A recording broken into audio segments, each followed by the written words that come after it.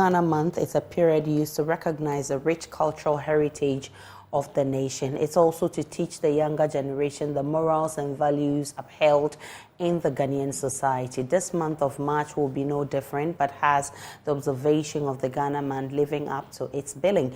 What can be done differently, and what should be the takeaway in this month of March? I've been joined by Ansah Kwao, who is Chief of Edumasa in the Eastern region. Nana, thank you so much for joining us. You live tradition, you're a custodian. Tell us what you make of the whole idea of a Ghana Month. Kindly unmute for me, Nana. Yeah, there you go. Yeah. Sorry about that. But thank you for having me on your platform, Aisha. Well, I think this is one of the most exciting months, and Allah will be smiling on us today. I say that I say that because, you see, unless we believe God made a mistake, then we have to carry on the same way we are carrying. I think the foreign influence and dominance on our lives and our culture is way too much.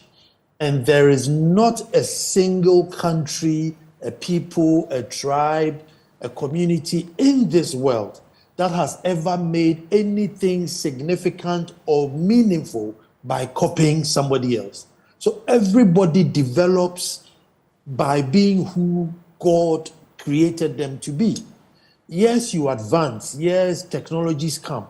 But you find your terrain and you advance within your terrain. But we seem to have completely sidestepped ours and mimicking others. And so you realize that every time everybody just complains, why Ghana? Why Ghana? Why can't we move forward in the, in the face of all this abundance, culture, and on top of that peace, and on top of that peace, there are countries who are at war who are actually even, developing faster than we are. And why is it? Because we are not true to ourselves. And so Ghana Month, I'm glad that we have adapted it wholly and we are putting everything into it so that, the young ones growing up will not depart further than what they are now. So as for Ghana Month, I am all for it, and I urge each and every Ghanaian, to be fully on board with whatever it is Ghanaian, because that's how God made you. I agree with you on that, Nana. What should inform our reflections then as a nation? What should inform our reflections as a nation? I think I would choose a song by Efrimamu, and it's Yaanum Ebibrima. And if you listen to the song, he was telling the black race that, have you not seen what is happening outside? And if you haven't seen, haven't you heard? And he says, if you seek knowledge, you will also know it. And if you pursue knowledge, you will find it. And the most important part is that there's a onimguase mfata obibiniba, which means it is a taboo for the black race to be disgraced. And that is one question which many people have found difficult to define. They say, who is a Ghanaian? I say, Ghanaian is hospitable. No. A Ghanaian is somebody who is afraid of shame. Aisha, a Ghanaian is somebody who is afraid of shame. And on the basis of being afraid of shame, all our traditions and culture has been built upon it. Now, when we got to the point where we are no more afraid of shame, that's why we have leaders who have no guilt, have no shame. So he buys one V8 today, you complain on Monday, Friday you go to his house and he has 3. Then he was him. But the true Ghanaian who has been given an office to hold will make sure that nothing bad will tarnish his name, because a good name was better than anything.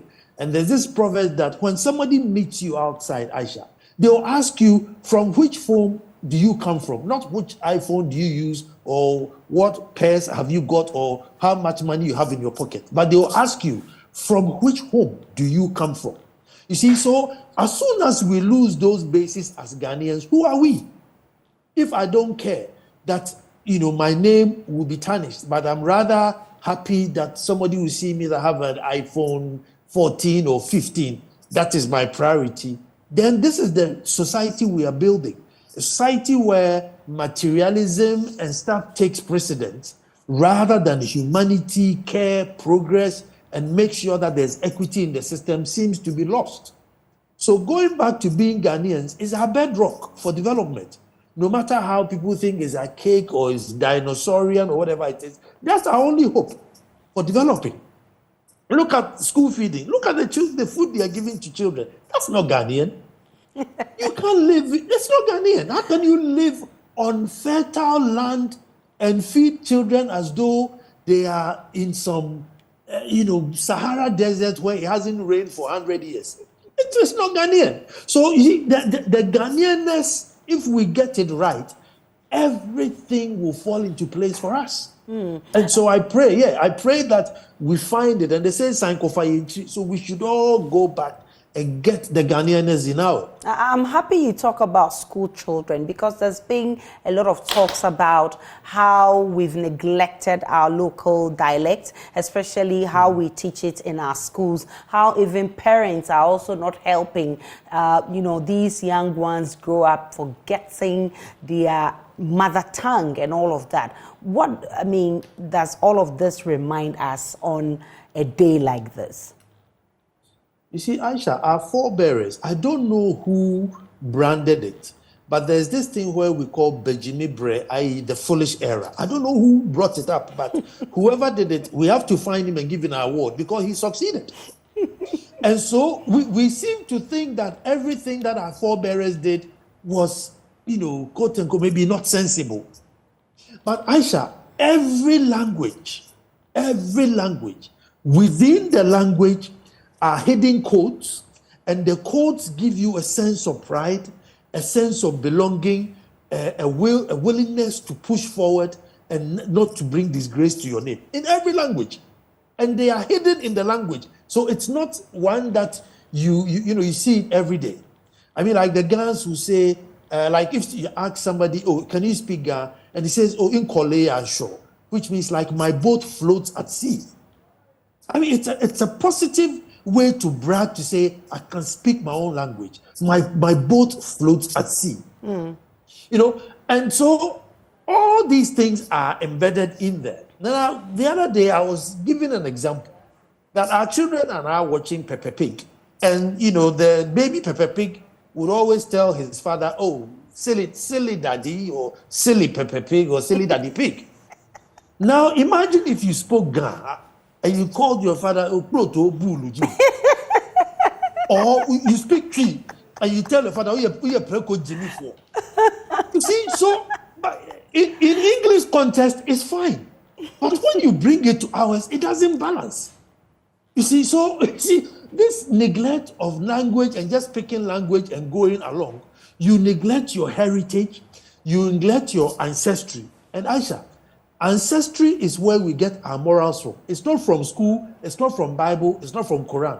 It comes from your ancestry. The idea that you get up in the morning, you groom and come to sit at work, is not because the Quran told you that. That's what is embedded in your cultures of your forebears. So once you lose that, you find out that now there's one too many Sakawa people, one too many Okada people. Once you lose language, the things you lose is too big.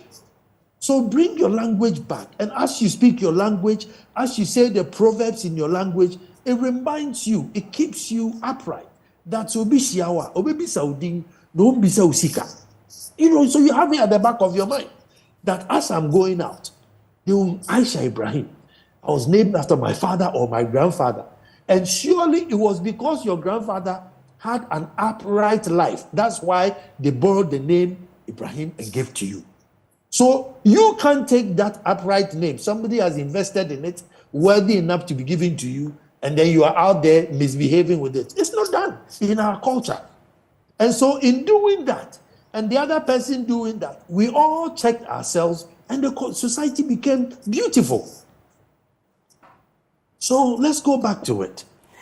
Of course, this is food for thought. And as we begin Ghana Month, definitely we are hoping that the month whole celebration would remind us of some of these things. Nana Ansah Kwao, I'm grateful for your time this morning. If you give me just a minute, that 1 o'clock, we're launching the Ghana Month on radio. I'll be hosting it. It's going to be really, really interesting. Sure. So I urge people to tune in to Joy 99.7 FM at 1 o'clock, where I'll be hosting and launching the Ghana Month. It's going to be really exciting. And really, we'll be on. Okay, go ahead, Nana. Well, this month, you see, sometimes we are afraid of the truth. It's a bit too heavy for us. But this month, I think I'm going to go really heavy. Aisha, things like Lucifer and all those things, we inherited it. It is not our culture.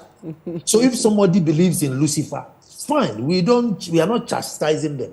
We have our own way of correcting ourselves. And I think this month, we need to really go heavy. Witchcraft, all those things, Aisha, they are foreign. They are foreign to us.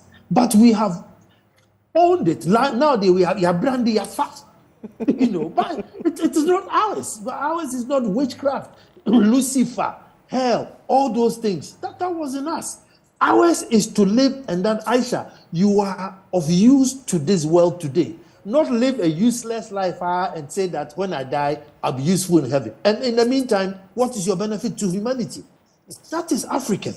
You must be useful to us today, so that when you go to heaven, you can give a proper account of what you did here. Yep. You can't just live an empty life here and say,